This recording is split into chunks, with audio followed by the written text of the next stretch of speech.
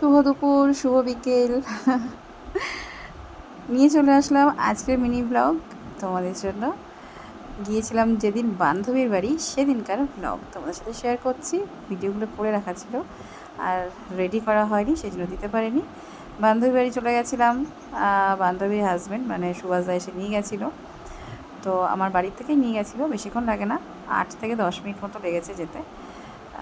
তো যাওয়ার সাথে সাথেই দেখো আমাকে কীভাবে খেতে দিয়েছে। দেখো লস্যি, এটা ওর হাজব্যান্ড বানিয়ে দিয়েছে আমার বান্ধবীর। আর আম কেটে দিয়েছে গাদাখানেক, তার মধ্যে তরমুজ, আর বলছে সবটা খেতে হবে। যাই হোক, একটু আধটু খেয়েছিলাম। তারপরে সাথে সাথে লাঞ্চ, মানে আমি যাওয়ার সাথে সাথে ও আমাকে কী খাওয়াবে, ওর একদম মাথা খারাপ, আমাকে খাইয়ে খাইয়ে আর কি একদম পেটটা ফাটিয়ে দেবে, এরকম একটা প্ল্যান ছিল।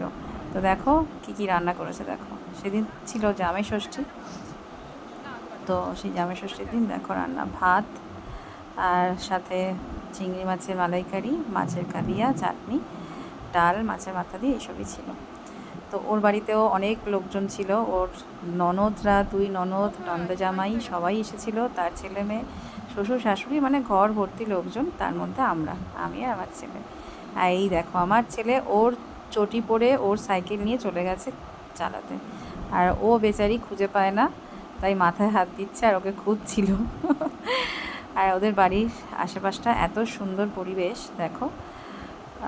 তুলসী মঞ্চটা তো ভীষণই সুন্দর ওর বাড়ির ঢুকতেই।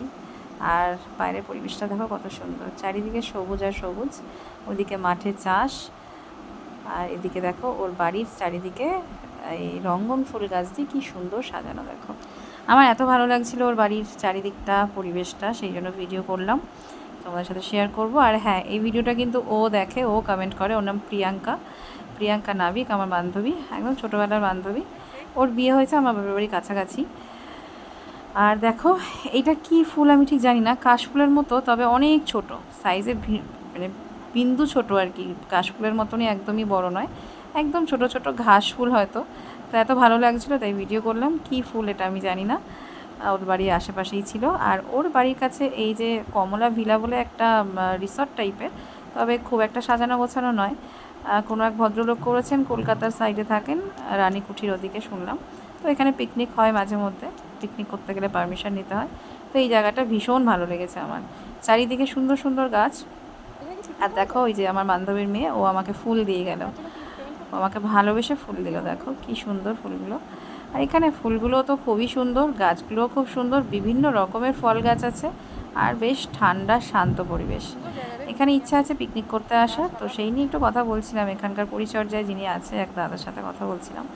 তো যাই হোক, যদি কখনো সুযোগ হয় তো এখানে পিকনিক করতে যাব, তাই ওকে বলছিলাম। ও দেখো চলে এসছে, যেমন ছিল ঘরে সেইভাবে চলে এসছে, কিছু মনে করো না তোমরা। আমি যেমন ছিলাম। তো বেশ সুন্দর কেটেছে দিনটা, দারুণ কাটিয়েছি, দারুণ মজা করেছি, আনন্দ করেছি। রাত্রে বাড়ি চলে গেছিলাম, থাকতে পারিনি।